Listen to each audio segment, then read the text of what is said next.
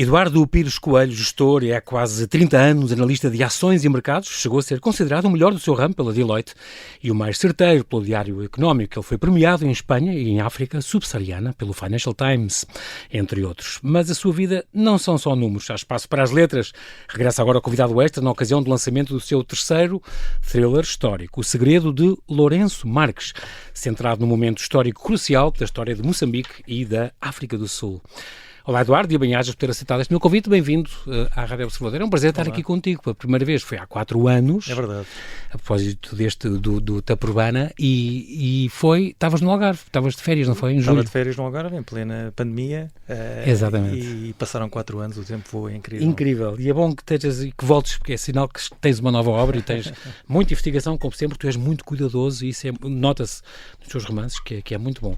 A outra barreira que tu passaste foi os teus 50 anos. É verdade, é verdade. Fizeste este ano. Fiz há poucas semanas. Gostou-te? Não. É bem assumido da tua vida? E... Sim. Os teus filhos já são crescidos? Tenho um filho de 21 e tenho uma menina de 8. Bolas. Sim, senhor, o tempo me faz sentir mais novo. Exatamente. Muito bem, tu vieste portanto, há mais de 4 anos, há pouco mais de 4 anos. Eduardo, o mundo, entretanto, mudou muito. Muitíssimo.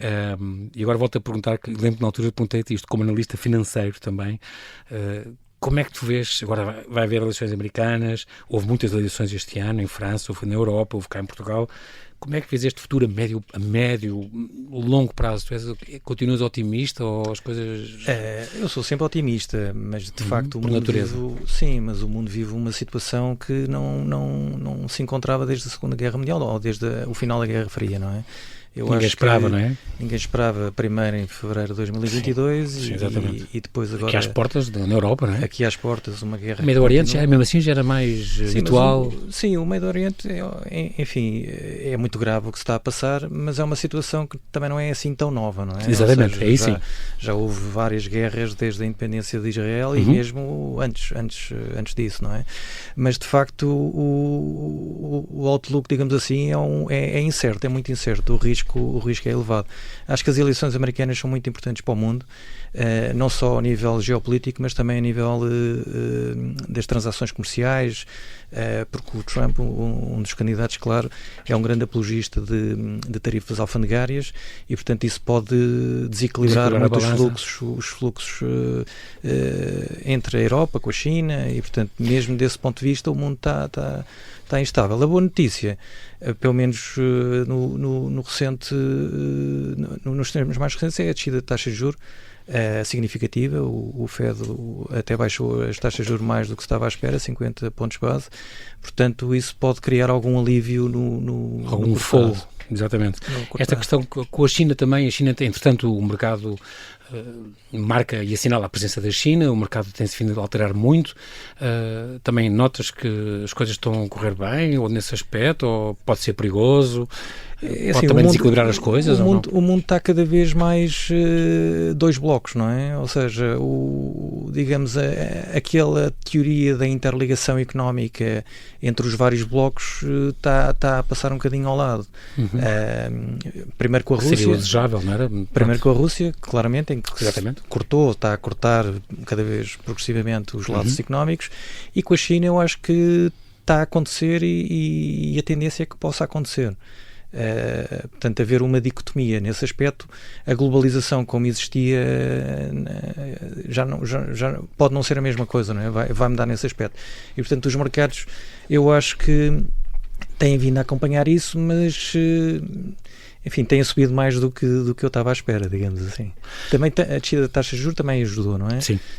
E as tecnológicas sempre a subir, mas de facto o mercado continua positivo, não é? Ainda bem, vamos ver. Muito bem. Entretanto, agora que falamos de livros e estamos agora na tua área, que é uma área que tu gostas muito, que sempre escapaste muito para as letras. Sim, tu, aliás, desde pequeno, tu tinhas um esboço de um romance que escreveste em adolescente. Isso ainda existe? Ainda existe que nunca publicarás? Vai ficar escondido? Ainda está escondido. Mas não tem nada a ver com estes? Pois não são thriller histórico, não é nada... São. Também? Deste estilo? Sim, mas mais sobre a Segunda Guerra Mundial. Okay. Mas está na gaveta ainda. Foi, digamos, a minha primeira história. Está bem. Que idade tinhas na altura? Eu comecei a escrever o romance com 16, 17 anos, mas fui escrevendo ao longo... Sim. Mas está incompleto. Muito bem. Tu viveste em África, tu viajas muito, viveste um ano nos Estados Unidos também, por causa aliás, o teu pai trabalhou lá, portanto viveste lá um tempo no Alabama, depois 7 anos na África do Sul, perto de Cape Town. Sim, em Cape Town. Dizem que é das cidades mais bonitas do mundo. É muito bonita. Como o Rio ou como Sydney, por exemplo. Sim, com as montanhas aqui no mar, é uma coisa... mesa por cima. Sim, também, mas impressiona. Ainda por cima são montanhas altas, a Table Mountain tem 1000 metros, portanto é o dobro da Serra de Sintra e cai para o mar quase. Exatamente. Portanto é uma coisa lindíssima. E depois tem várias praias, baías, tem um lado mais atlântico, outro que é, digamos, não é Índico, mas é mais Índico, a água é mais quente. Do lado Atlântico. Mas ali nota-se bastante? Andas uns quilómetros e notas logo a diferença? Sim, são as correntes. É a corrente Benguela que sobe, vem do Polo Sul, e a água do lado do Atlântico é 10 graus. Mais fria? 10 graus centígrados. É a temperatura da água? É a temperatura da água. E do outro lado? Do outro lado pode-se chegar aos 17. Ok. É impressionante, ainda é uma certa diferença. Mas em Durban, que é já mesmo Índico, a água é tropical já, não é? Não é... A fauna também nota-se, não é? Sim. Mas é uma cidade lindíssima. Muito viajado, já nesta altura, quando vieste há 4 anos, 56 países, em 4 continentes, já vais somando ou não? Já perdi a conta. Tenho viajado menos, quer dizer, com a pandemia não viajei. Sim, aí houve 2 anos que não contaram. Sim, e tenho repetido alguns países. Portanto, quer dizer, países novos, não me recordo se é capaz de 1 ou 2, mas, quer dizer, recentemente estive nos Estados Unidos, que conheço bem. Uhum. Sobretudo a tua África, e sobretudo a África subsaariana, tu este Moçambique, Angola, tu conheces bastante bem, Moçambique já foste 25 vezes, ou foste uma série de vezes? Sim, muitíssimo. Desde a primeira que suscitou, aliás, o nascimento deste livro que falamos hoje, lá vamos. Sim. Mas, por exemplo, Angola, Tanzânia, Ruanda, Uganda, tu conheces isto tudo, Zimbábue, Botsuana. Sim. Diz que o Botsuana é dos sítios mais bonitos para fazer, por exemplo, safaris. Sim, eu não fiz safari. Os deltas do Okavango. É lindíssimo. Da natureza conheço. É fascinante. Pois, eu do Botsuana conheço a capital. Fui e lá várias vezes. Muito seguro, ouvi dizer também. Sim, é um país grande, mas tem 2 milhões de habitantes, é dos mais ricos per capita por causa dos diamantes, e é um país bastante seguro e bastante amigável, digamos assim. Mas conheço países que não, quer dizer, não viajava em turismo, também algumas vezes... Não viajarias em turismo, pronto, sim. Sim, em turismo não iria lá e fui em trabalho e acabei por conhecer bastante países diferentes, não é? Não ia ao Uganda, se calhar, em turismo. Se não fosse ver gorilas. Eu acho que é mais no Uganda ou no Ruanda? No Uganda. Ok. Porque é mesmo aquela floresta do Indy, abrange o Ruanda, o Congo. O Congo. O Congo é o sítio... Os 3. E no Uganda também. Ok. E eles vivem... É uma fortuna que se paga, portanto, é muito importante para eles a parte do turismo e é bem feita, bem organizado. Isso é extraordinário. Sim.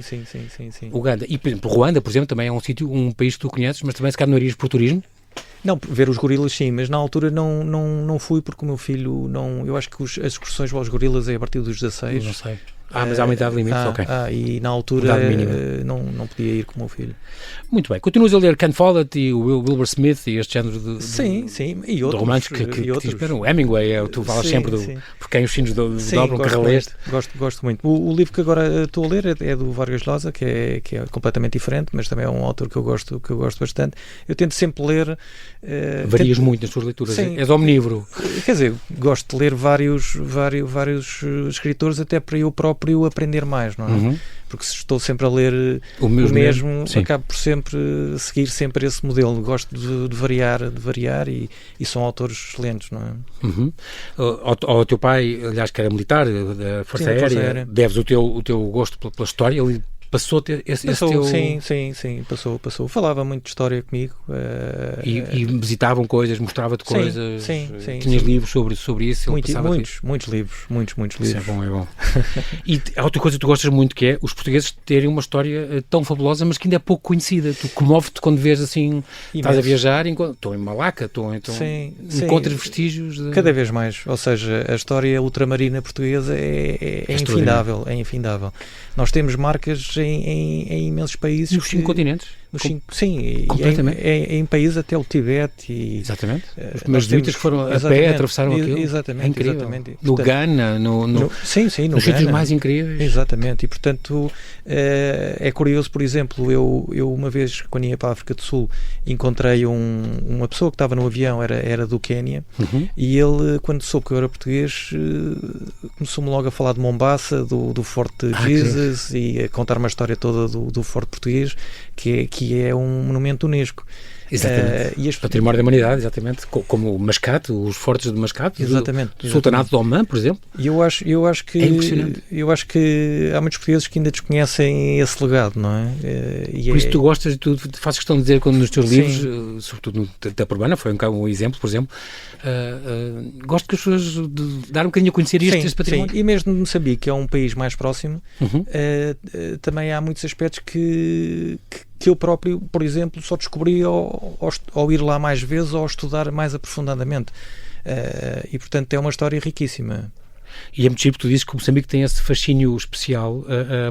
A tua família estava mais ligada a Angola, mas, por exemplo, a da tua mulher, Sofia, está mais ligada a Moçambique. Sim. Mas é engraçado porque ali cruza, mais do que, por exemplo, Angola, cruza muito esta relação com o Commonwealth, com o Índico e com Angola. Sim. Portanto, é uma mistura. A Moçambique é uma fusão de vários povos africanos, não é? Porque os povos do Sul pouco têm a ver com os povos do Norte. É porque é um país gigantesco, como tu dizes, não é? Do Norte ao Sul são quase 3 mil quilómetros, quase. Sim, são 2 horas e meia não, são mais, são 2 horas e 40 de voo. De avião.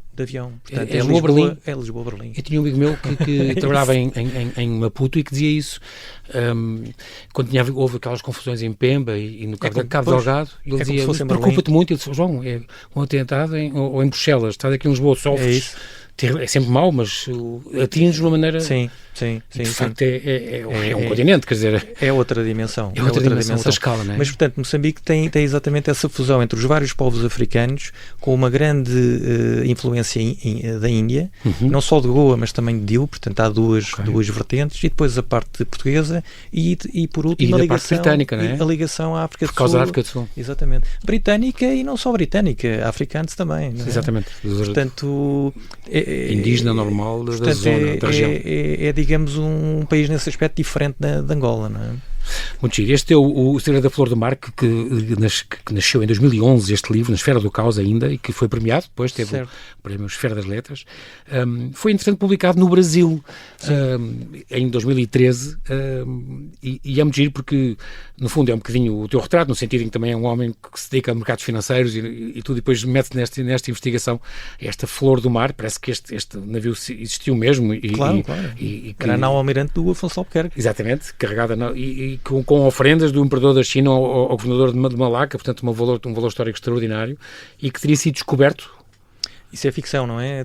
Essa parte é toda inventada. Até hoje... Mas sabe-se que o navio continha e tudo? Sim. Sabe-se que existia a carga que saiu de Malaca com destino a Goa. Naufragou algures. Isto é 1512, estamos a falar. 1511, sim. Novembro 54 toneladas de ouro, 4 presas de marfim. Isto é uma fortuna. Não, e depois são as peças trabalhadas é que são ainda as mais valiosas. Já depois de ter publicado o livro, em 2014, surgiu uma notícia que drones aquáticos tinham encontrado a Flor do Mar, mas depois viu-se que não era verdade. Não correspondia também. Não era verdade. Agora, é um mistério da nossa história que é incrível, é dos maiores... No mar da Indonésia, portanto, seria... No Estreito de Malaca. Sim. Portanto, saiu de Malaca e para norte, para Goa, não é? Impressionante quando isso descobrir a sério, como aconteceu com o Nosso Senhor dos Mártires aqui, que está aqui ao pé onde a gente mora, perto do Eiras, ali ao largo do Forte de São João. Muito bem, temos aqui a falar, e depois lembro na altura falámos da Namíbia, falámos do problema de quando se encontra um tesouro, de quem é que é, portanto, conforme a Convenção de Genebra, o que se decide, conforme os países, e os teus leitores a dizer que dava um filme extraordinário, e dava, continuo a achar, também este dava. Também concordo. Escreves muito com este este olhar cinematográfico para as coisas, o que é muito curioso. É uma nota tua. Tempo Urbana, portanto, depois saiu na Oficina do Livro, já há 4 anos, com a maravilhosa editora Maria do Rosário Pedreira. Ela teve também muito trabalho ali de corte e costura que ela faz contigo, com certeza. Claro. E ajuda muito. Isso é extraordinário. Este o título que tirado, portanto, da primeira estrofe dos Lusíadas, embora estamos a celebrar os 500 anos do Camões. Tinha engraçado tu pegares desta ideia do Fonseca, do Ernest Fonseca, e estes apelidos, que é das coisas que também lembro no Ceilão, atual é um legado que deixámos, os Pereiras e os Mendes e por todo lado, exatamente. É engraçado. É extraordinário, ficou lá imensa. E palavras, camisa, casaco, sapato, manteiga, sabão, são coisas que o singalês tem, e pelo menos 1000 palavras portuguesas, é impressionante. E mais aquela coisa extraordinária que eles não se converteram ao Islão por causa dos portugueses, que foram os portugueses que expulsaram os muçulmanos da ilha, isto já há 500 anos. Certo, sim, os mercadores. É extraordinário. Sim. Estamos a falar agora deste livro, O Segredo, de Lourenço Marques, uma edição da Oficina do Livro, que foi lançado no Museu do Oriente pelas irmãs Lobo Antunes, a Margarida e a Paula. Porquê? Porque são trisnetas de um dos personagens do livro, que é um personagem que marcou muito, um personagem real. Um governador, sim. O governador-geral, mas antes de ser governador já tinha sido determinante para Moçambique. Foi ele que idealizou o traçado urbanístico de Lourenço Marques, porque Lourenço Marques, ao princípio, era apenas um forte com umas barracas ao lado. Portanto, foi a partir do Joaquim Machado e dos outros engenheiros que se criou, digamos, o traçado urbanístico de... Pois, a capital antes era na Ilha de Moçambique, bastante longe até. E passou a ser... 1898 ou 88? Sim, a Ilha de Moçambique era um legado de Goa, das descobertas, não é? E, portanto, a capital passou depois para Lourenço Marques, e o Joaquim Machado foi determinante no traçado urbanístico da nova cidade, da nova capital. Cidade, e, mais importante ainda, foi o responsável por fazer a ligação ferroviária a Pretória. Exatamente. Foi uma obra revolucionária na altura e que ligou o Transvaal, que era uma das repúblicas boas, ao mar. Ao mar, que eles não têm ligação com o mar, exatamente. A Lourenço Marques. Muito bem. E, portanto, eu tive a ideia de convidá-las para o lançamento. Em boa hora. Este livro, gostavas que fosse lançado em Maputo? O título não vai ser complicado? Não vai atrapalhar? Não. Acho que não vai... Ser O Segredo, de Lourenço Marques, eles pensam, e estamos aqui a lembrar tempos do colonialismo e não sei o quê. Mas é assim, o livro passa-se numa altura em que era Lourenço Marques, do século, não é? Aliás, também se passa na Ilha de Moçambique, era a anterior capital, e passou a ser Lourenço Marques. Lourenço Marques foi o nome até 1976. Portanto, a história é a história. Exatamente, não há que renegá-la. E, além disso, este livro retrata a época, digamos, do maior desenvolvimento de Lourenço Marques, de Maputo atual, não é? Foi crucial. Não é? A ideia deste livro nasceu de um cargueiro chamado Angoche, e foi assim que tiveste a ideia para este livro. Já lá vão 16 anos. Sim, assim, eu ideias tenho muitas. Vou arquivando. Vais tomando nota, não é? Pois tu és todo tomar notas e tal. Vou arquivando e vou desenvolvê-las ao longo do tempo. Foi da primeira vez que eu fui a Moçambique, em turismo, em que li numa revista de bordo o caso Angoche. Das linhas aéreas de Moçambique. Estava a voar para Pemba, e fiquei surpreendido porque não conhecia a história do Angoche. Eu até, por acaso, tenho algum interesse pela guerra colonial e pelas questões ultramarinas, e nunca tinha ouvido falar do Angoche, e foi uma surpresa grande. E pensei, mais um mistério da história de Portugal que nunca foi resolvido. Estamos a falar deste cargueiro, um cargueiro civil, da Marinha Mercante, que foi encontrado... Saiu Lourenço Marques e, portanto, era um cargueiro que fornecia às várias povoações e cidades costeiras, não é? Com vários géneros. Parava na beira, parava em todo lado, em Climane, na Cala, Pemba, etc. Pemba, na altura, era Porto Amélia. E, portanto, numa dessas viagens, sai de Lourenço Marques com destino ao último posto, que era Palma, na altura, e desapareceu dos radares, digamos assim. Desapareceu dos radares, portanto, andou uns dias perdido. Andou vários dias perdido, e quando foi encontrado à deriva, a arder, a 30 milhas da costa, diz que sim. Completamente fora de rota. Arder e sem ninguém a bordo. Só um cão e um gato, dizem. Dizem que sim, mas sem ninguém a bordo. Sem ninguém a bordo. E, portanto, um fantasma autêntico. Até hoje nunca se descobriu o destino desses homens, nem se encontraram, quer dizer... Já passaram mais de 50 anos e não foi. Isto foi em 70, temos a falar da noite 71, de 23 para 24 de abril de 71. É verdade. Não, ainda hoje ninguém vai reivindicar, ninguém faz nada. É estranho. É muito estranho. Embora soubesse que levava armas e não era muito exposto. Não era suposto, mas foi uma chamada, portanto, o navio parou em Nacala para embarcar armas da Força Aérea e que tinha que levá-las para o norte. E, portanto, foi nessa noite, quando saiu de Nacala, que tudo aconteceu, não é? Agora, não se sabe o que é que aconteceu exatamente. Quem é que motivou a explosão, como é que se motivou a explosão. Pois, porque isso sabe-se. O próprio o inspetor Casimiro... Sim, da PIDE. Sim. Da PIDE, aliás, que esteve envolvido na armadilha que levou à morte do Humberto Delgado. Sim. Ele era especialista em explosivos e investigou aquilo, esteve a bordo do navio. De facto, houve aqui 2 detonações, soube-se isso, mas não havia restos mortais, não havia nada impressionante. Nada. Ou seja, se explodiram bombas e ninguém foi apanhado, é porque ou não havia ninguém a bordo, ou então... quer dizer, estavam longe das explosões, não é? Onde foram as explosões. Há várias teses, continua a haver tese, da Frelimo podia ter sido a Frelimo, aquela ARA, o grupo armado do PCP na altura, tripulantes que ter-se-ão atirado ao mar e foram devorados por tubarões, não se sabe, se foram atirados ao mar pela associação aquela que juntou o Jorge Jardim e o exército privado que ele tinha, fizeram aqueles voos de morte que mandaram para a coisa, não se sabe se foram raptados e depois abatidos na Tanzânia. Exatamente. Continua a haver muitas teorias, há várias teorias, escreveu-se muita coisa sobre isso. Ficção, quer dizer, penso que comentários não ficção. Ou seja, o meu objetivo aqui é, a partir do Angoche, que é o mistério por resolver ainda. Exatamente, é o mote para a história do livro. O livro não é só sobre o Angoche, mas parte do Angoche. E, portanto, não pretende explicar o que é que aconteceu ao Angoche, mas oferece uma teoria do que é que poderia ter acontecido. Sem spoiler, vamos dizer. Sem spoiler, não se pode dizer. Mas é mais um livro sobre um mistério que nunca resolvido. É uma coisa que te atrai imenso. Exatamente. E depois há outro mistério que também não... Que é spoiler, mas que é um grande mistério na África do Sul, que não vou agora dizer qual é, mas que... Tem a ver com ouro ou não? Com reservas, com ouros e os boeres e Transvaal e portanto, na época tesouros. Da Guerra dos Boers, e, portanto, é um mistério que também perdura até hoje. Até hoje. É muito curioso. Este timeline, é o teu primeiro romance centrado em África? Os outros 2 foram na Ásia, é engraçado. Certo, correto. Agora tens aí a fazer este périplo pelo mundo, pensa na Oceania, cada vez qualquer coisa para lá que vais-te conceder a descobrir lá. O timeline é engraçado porque agora situa-se em 3 espaços temporais, quer o presente, quer o Angoche, portanto já foi há 50 e tal anos, e sobretudo na mudança do século. Estamos a falar depois do ultimato, porque é quando foram definidas as fronteiras de Moçambique. Sim. E foi um período crucial, foi o período em que Lourenço Marques passou a ser capital, foi o período da Guerra dos Boers e, portanto, foi, digamos, o nascimento da África do Sul no pós-Guerra dos Boers, não é?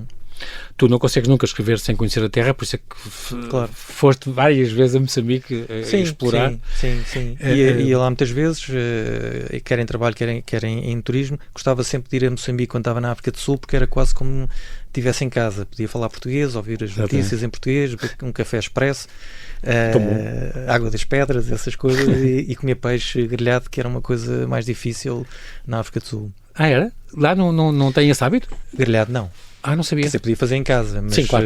mas o habitual é o fish and chips. Isso é como os ingleses, não é? Sim. Muito bem. Na sinopse deste livro, portanto, meses depois de Lourenço Marques passar a capital de Moçambique, a guerra deflagrou do outro lado da fronteira, na África do Sul, marcando o destino de Miguel e Maria Teresa. Aqui, este Filipe, aliás, aqui o Filipe é uma herança do teu primeiro romance, não é? É verdade. Filho do investigador da Flor do Mar. Sim, o pai era de Moçambique. Os pais eram de Moçambique. E, portanto, eu achei interessante fazer a ponte entre os 2 livros, porque havia Moçambique como ligação. Exatamente. E, portanto, é uma investigação diferente. A missão de Filipe, nesta vez, é uma missão quase... Quer dizer, é uma missão muito diferente daquela que foi a Flor do Mar, mas ele acaba por aceitar por ser relacionada com Moçambique. Sim, portanto, aqui é um empresário sul-africano que lhe pede para ele descobrir o paradeiro de ter... Sabe-se que o Angoche, por exemplo, tinha 23 tripulantes e um passageiro só. Isso sabia-se. Tu aqui romanceias um bocadinho esta coisa. Sim, a partir daí é romance. Claro. Pronto, e para ele descobrir o paradeiro de 3 passageiros clandestinos que estariam embarcados no Angoche. Exato, e então a ficção ele vai começa aí. passear por vários países africanos e pronto. Ao mesmo tempo, Lourenço Marques estava a florescer com a tal nova linha férrea, o Império Britânico combatia as repúblicas boeres de se apoderar da sua riqueza. Pronto, na senda do segredo da Flor do Mar e Itapurbana, portanto, aqui Eduardo oferece-nos este thriller histórico extraordinário. É retomado então este investigador do primeiro livro. vai-te acompanhar, eu sei que estás a meio do quarto, de certeza, ele acompanha-te, criaste uma figura como o Tomás Noronha do José Rodrigues dos Santos, de vez em quando, romance sim, romance não, sim, desenvolve a investigação. Isto foi surgindo. Gostei dele e gostei que o Filipe fosse o personagem do Segredo de Lourenço Marques. Quando estava a escrever o livro, achei que fazia todo sentido. E agora, de facto, tenho mais 2 projetos em que estou a trabalhar e um deles... regressa o Filipe, já ficamos a saber. Inclui o Filipe. Tu também tens aquele desejo de fazer sobre a parte do nosso património lá fora e no mundo inteiro.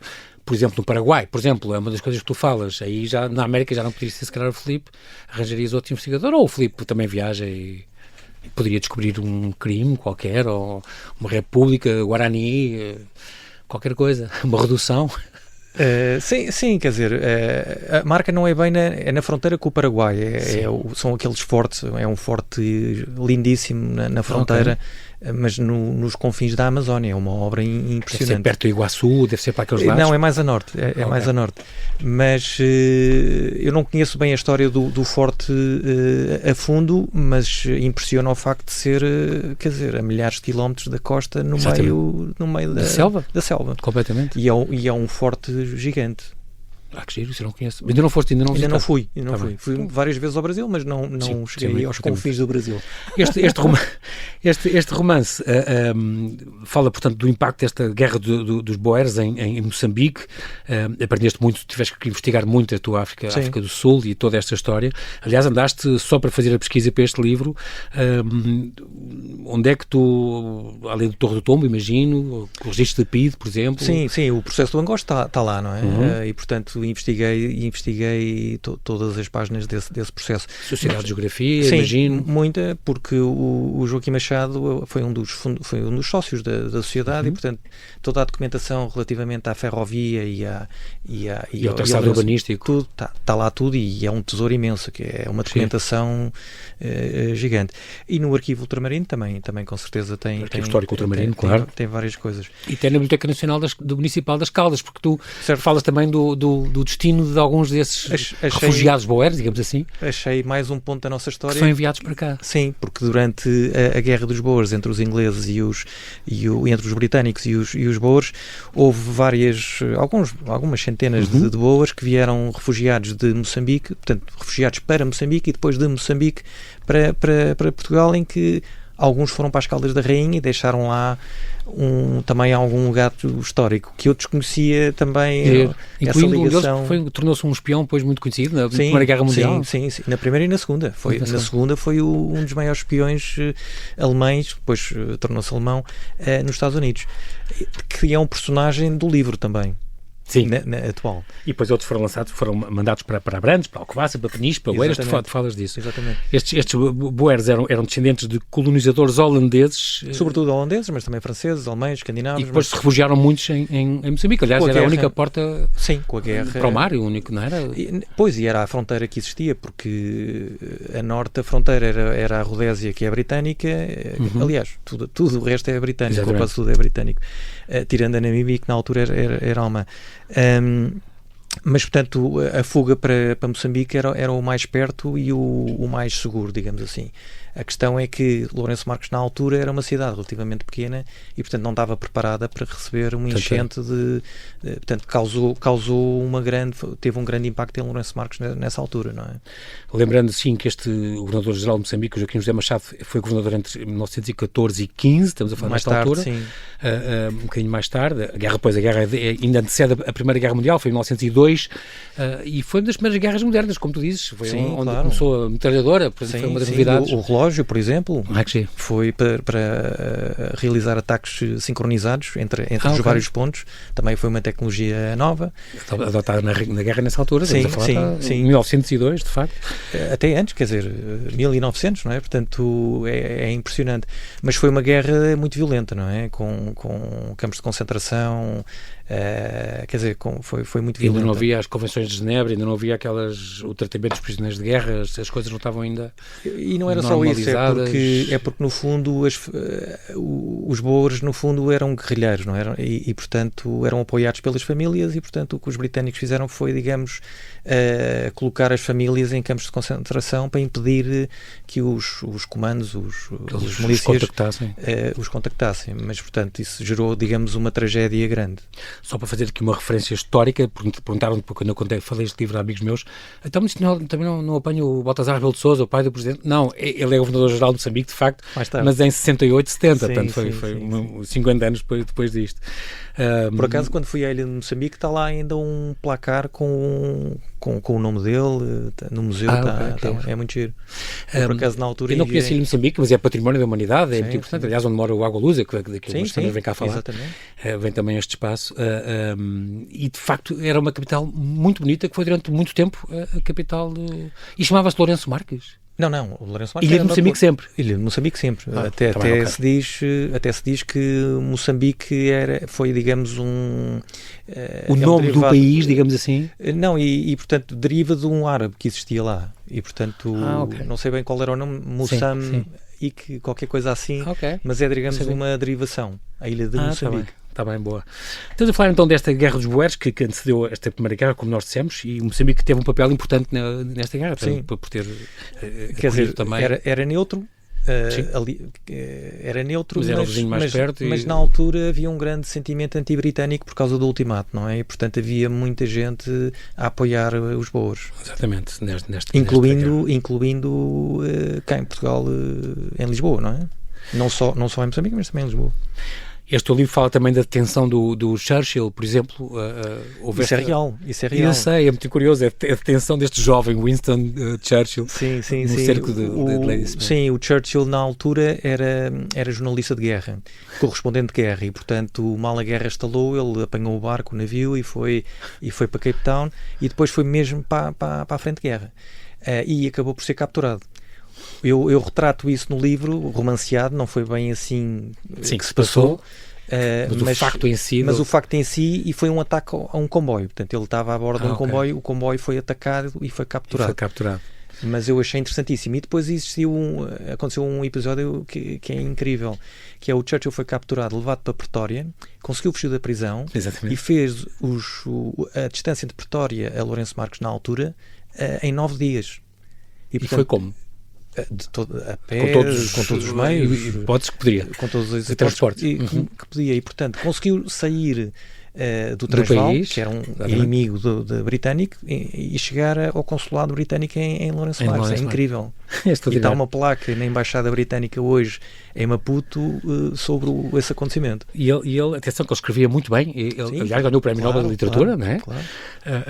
As crónicas dele deviam ser muito boas e de facto foi um facto que captou a atenção do mundo para ele, para esta figura, que não era ainda conhecido, não é? Era um correspondente não era conhecida. Claro. Nem há eleições nem nada. Foi um herói na altura. Foi um herói que escapou aos boers e conseguiu fazer o feito de chegar a Lourenço Marques. Não é? Esta visita ao busto do grande general Joaquim José Machado em Lisboa, também falas aqui neste livro. Sim, em Benfica. Em Benfica, exatamente, que ainda existe, pouco estudado ainda, um legado muito importante neste país. A visita a Machado de Orpe, isto é o quê? Machado de Orpe era uma estação. Machado é a aldeia do Machado, portanto, Dorpe é a aldeia em africano. Sim. Portanto, é a aldeia do Machado. Portanto, foi uma estação ferroviária da linha que ele idealizou e, portanto, que ligou Pretória a Lourenço Marques e, portanto, os boers para homenagear este governador, este mentor desta grande obra. Sim, portanto, denominaram essa estação de Machado de Orpe, que depois se tornou, digamos, uma vila termal, mais tarde. Acabou por ser também a sede temporária do governo Boer, não é? O governo em fuga teve lá... Em fuga para Lourenço Marques. Sim, teve lá há algum tempo. Hoje já não se chama Machado de Orpe. Já tem um nome diferente. O nome é Netkozeni, Netkozweni. Em venda, sim. Sim, é um nome estranho. Há esta personagem também do Miguel Ferreira, este voluntário, e estes Ferreiras também fizeram história na história de Moçambique. Sim, Ferreira é um nome, é um apelido muito conhecido na África do Sul, ainda existe, portanto eu achei interessante. Desde o Inácio Ferreira, o tal de 1600 e não sei quantos, século XVII ainda. Sim. E portanto o primeiro acampamento nas minas de Joanesburgo chamava-se o acampamento Ferreira. Ainda hoje se chama Ferreira qualquer coisa. E porque Boer, a palavra quer dizer fazendeiro. Ele próprio tornou-se fazendeiro e casou com uma senhora de quem teve 10 filhos, se não me engano, e falava o afrikaner também, que era a língua também local, entre eles. É um derivado do holandês, não é? Sim. Então este Ferreiras Camp ainda existiu. Ainda existe em Joanesburgo. Em Joanesburgo, exatamente. Exatamente. E depois falas também que há este jogador de cricket famoso, que é o Donovan Ferreira, ainda hoje. Foi um exemplo para dar que existe de facto Ferreiras na África do Sul, que é um nome típico português, não é? Esta guerra de independência de Moçambique depois durou 10 anos, um bocadinho mais em Angola, durou 13 anos, também tem muitas histórias e pequeninas histórias que estão incluídas. Há uma grande influência da Índia portuguesa em Moçambique, tu falas nisso, nos Banianes, por exemplo, os Banianes, concretamente, de Diu, certo? De Diu, são mercadores de Diu que tiveram, digamos, o monopólio da rota comercial entre Diu e a ilha de Moçambique no século XVII, a partir do século XVII, e portanto daí a grande influência de Diu em Moçambique. A maior parte deles eram hindus, alguns também maometanos, mas sobretudo hindus, e portanto isso também explica, digamos, o passado hindu em Moçambique, e que depois tem a parte toda de Goa, que é mais católica, não é? Exatamente. Giro, esta ligação, as donas da Zambésia, também tu falas disso, são pormenores curiosíssimos, eu só me lembro de... Pois, não falo muito, o livro não retrata essa época, porque essa época é anterior à época que eu retrato no livro, mas no fundo foi uma tentativa de digamos, de colonizar a Zambésia em termos da agricultura, e portanto eram as donas da Zambésia eram mulheres goesas que depois tinham durante 3 gerações, digamos, o título das terras, mas eu não falo sobre isso, não falo muito sobre isso no livro. Então, estamos então à espera então do teu próximo, que já percebemos que este Filipe Rocha da Silva há de voltar, com certeza. Não sei se é já a ocorrer o que tens em mão, não sabemos, não podes revelar, mas de facto a nossa história ainda tem muita coisa por desvendar na Europa, na África, na América, na Ásia, e há quem diga que mesmo na Oceania, se calhar é uma hipótese. Sim. Acredito até que Timor e por aí fora? Acredito que sim. Quem está em Timor e não foi à Austrália é um bocado estranho, mas é uma polémica. Há muitas teorias. Há quem diga que sim, há quem diga que não. Antes do Cook e desses descobridores. E países como a Indonésia, o Quénia ou o Uruguai, tu dizes, têm de facto muitas marcas nossas e portanto sim, tivemos lá certeza que são pasto para tu encontrares inspiração. Sim, a Indonésia, nós tivemos em algumas partes da Indonésia, não foi em todas as partes da Indonésia. Flores, estou a pensar. Sim. Nas Molucas. Sim, nas Molucas, das especiarias. Claro.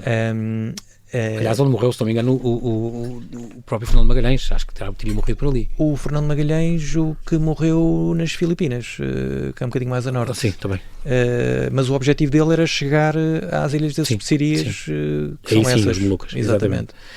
Portanto, a certeza que vais não só fazer romances centrados nesta zona e neste património português, mas também mais sobre Moçambique. Eu sei que é uma coisa que tu queres continuar a escrever também mais histórias ambientadas em Moçambique? Sim. Conheces muito bem? Sim, se calhar é um país de história. Sim, é um país que eu gosto muito. Se calhar é o país em África que eu mais gosto, com a África do Sul, porque estive lá há muito tempo. Mas é um país que eu realmente gosto e as pessoas são simpaticíssimas. A história é muito grande, diversificada. É Diu, é Goa, quer dizer, tem muito pano para mangas, portanto... Já percebi o que é que vamos contar, vais voltar então e vamos falar com vocês pela Índia, estou a ver que sim. Muito bem. Eduardo Pires Coelho, quero agradecer muito finalmente ter-te conhecido ao vivo e a cores aqui na Rádio Observador, é um prazer teres vindo com este teu terceiro romance. Fica aqui a dica da Oficina do Livro, O Segredo de Lourenço Marques. Meses depois de Lourenço Marques passar a capital de Moçambique, a guerra deflagrou do outro lado da fronteira, marcando o destino de Miguel e de Maria Teresa. Este thriller histórico a não perder de Eduardo Pires Coelho volta com o próximo, já sabes, tens uma porta aberta para divulgar aqui as tuas obras, que são sempre, aprendemos imenso e divertimos enquanto lemos. Bem-ajas e até à próxima. Obrigado. Muito obrigado.